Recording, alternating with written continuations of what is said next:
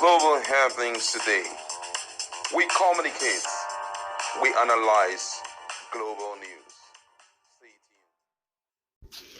Hello beautiful people, welcome back to our channel. Quick update on what is going on in Rivers State. As we speak, there seems to be jubilation, so to speak, although temporary, in the camp of Nyesom Wike as they give us details of RSIEC inauguration and the fact that details of the election, local government election, will be given shortly. We're going to give you full details as it comes.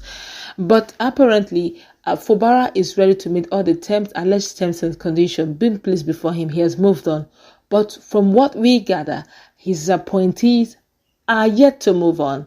And they decided they have made their move to stop Ibas Ette from commissioning other agencies or bringing to bear all the other issues that is about to explode. But before we go to the news proper, kindly share, subscribe, and comment on this video. Now, according to the news, the Rivers State High Court in Port Harcourt has stopped sole administrator Ibas Ette from swearing in the newly confirmed chairman and members of Rivers State Service Commission.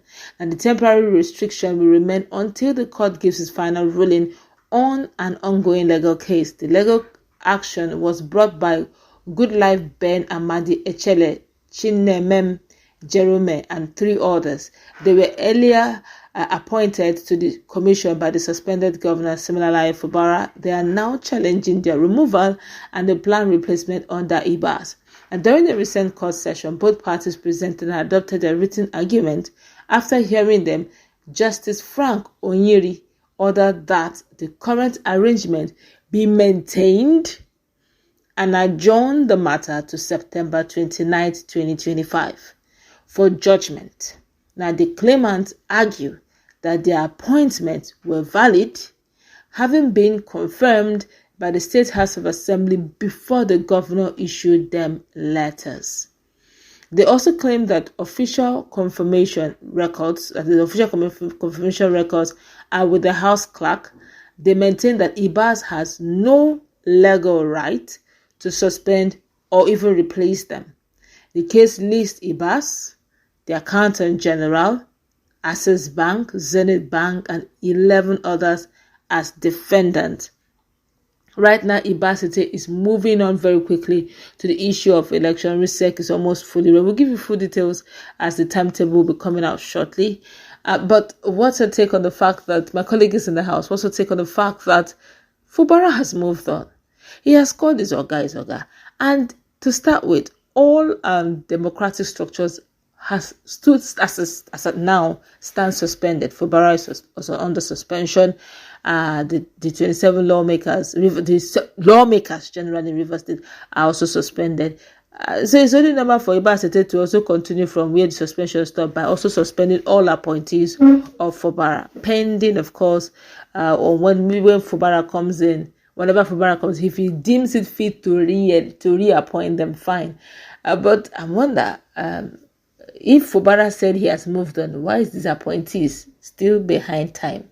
Well, I think that before this happened, they had already gone to court. It was in the middle of. They're still insisting that though the National Assembly have given names, confirmed the new names, but Ibas Ette must not swear it. They swear them in. Yeah, because they took it before the court, and it is okay for the court to make their position known, and which is an ex parte order will be given that no swearing in until the case is fully resolved. But I think that thus far we've not really seen Ibas respecting any court order. So you're only going there to exercise your right as Nigerian citizen, but it does not mean that things will not progress, because if he was sent in there by the president, automatically whatever he does will be validated. And don't you think that's distortion of democracy? Yes, he was sent there by the president, but I'm also sure that we have 3 arms of governance, and if judiciary said halt, I think even the president should also halt. Now, one of the things that if you've been following the train of events in this democracy, you will notice is that what has been going on is different from other democracies we have seen. And unfortunately, it seems as though when someone is on board and is called the president, he's above the law. Somehow he has his own kind of constitution keeps somewhere that every time he breaches the one that we know, it's everybody will just be calm and be looking at him. And sometimes they'll okay it and say they should fly with it. And those whom he has appointed, for some reason, especially for those hard ones, they kind of align with it. And I don't think that Ibas Ette will listen to them, because for him, the people who are running the show with him is not just, at the state level. We're talking about the president here. We're talking about the National Assembly here. So number one, he will not give in to that. It's an assumption. I don't know if he will, but if you notice, he acts exactly as an appointee. And not just an appointee, someone who is there as an eye for Mr. President. So whatever that you send to him, if he gets confirmation from the president to go on, he doesn't care whose ox is God, he will go on with it.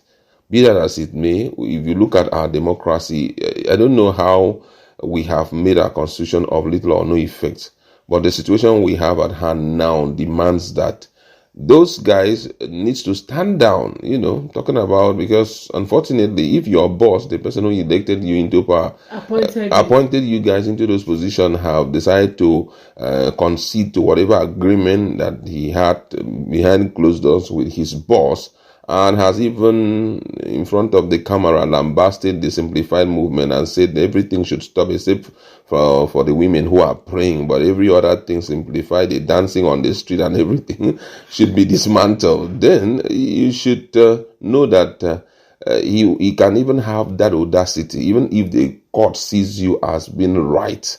He has the audacity to come and say, pull out that case from the court. I myself, I scatter them. And there's nothing anybody will do at this point. So I feel that it's a waste of time, just like what we told this guy, as we exactly, the PDP governorship for Edo.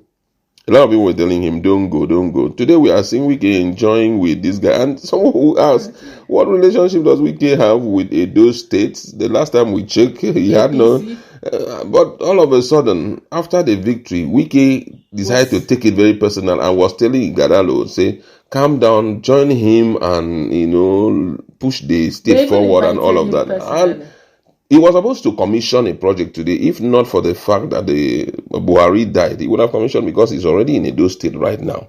So it can show you that even our judiciary, at least there are some buttons that can be pushed and everything, will fall in. So if such a man exists and he's the one even handling Rivers State, or he's the one intending to handle it, which your boss have already gone back to, what's the need of wasting your money, wasting your time? Instead, go invest your time in something more profitable until when we wake up and see a lot of things being corrected about our system. Then we can trust the judiciary to do what we feel or what we believe will salvage the common man. But for now, I don't think that it is why, even when God has even gone the extra mile to do what they have done, it may likely not be honored. That's just my position. So I would advise them to rest. Their boss has rested. They should also rest. All right, but my even fear is if eventually Fubara gets in, Fubara can decide to personally dismantle them for even daring to go to court after he has conceded to defeat. All right, let's go wrap it up. Let's put in a comment section.